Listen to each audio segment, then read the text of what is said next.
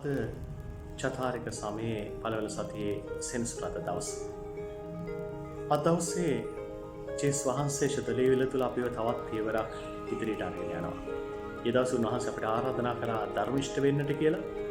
අද දවසේ උන්වහන්සේ අපිට කියනවා ස්වර්ගීය පියාණන් වහන්සේ ਸਰව සම්පූර්ණ සිතනාක් වෙන්න ඔබත් ਸਰව සම්පූර්ණ වෙන්න කියලා.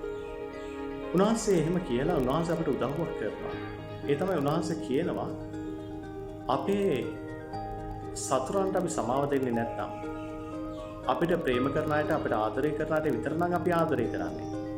එතන කිසි වෙනසක් නැහැ, කිසි විශේෂත්වයක් නැහැ කියලා. ඒ නිසා උන්වහන්සේ කියනවා අපි අපිට ප්‍රේම කරන අයට අපිට ආදරය කරන අයට අපි ආදරය කරනවා වගේම අපි සතුරන්ටත් අපි ආදරය කරන්නට ඕනේ කියලා. ඒ නිසා මේ පියවරක් ඉදිරියට අපි යන්නට ඕන. ඒ වගේම තමයි අපි මේ ලෝකේ ප්‍රතිලාභ නෙමේ ස්වර්ගීය ප්‍රතිලාභයි බලන්න ඕනේ. ඒ කියන්නේ ස්වර්ගීය ජීවිතය උරුම කර ගන්නටයි අපි කටයුතු කරන්න ඕනේ. මෙන්න මේ කාරණාවල් තුල අපි ජීවත් වුණොත් තමයි අපිට පුළුවන් වෙන්නේ අපේ ස්වර්ගීය පියාණන් වහන්සේ ਸਰව සම්පූර්ණව ඉන්නවා වගේ අපිට ਸਰව සම්පූර්ණ වෙන්න. ඒ නිසා මෙන්න මේ කැඳවීමයි උන්වහන්සේ අද දවසේ අපිට දෙන්නේ. අපිට ආරාධනා කරන්නේ. ඒ නිසා අපි උන්වහන්සේ තුල ඒ ਸਰව සම්පූර්ණ ජීවිතයක් අයිති කර ගන්නට හැම මොහොතකම උත්සාහ කරමු. ජේසුස්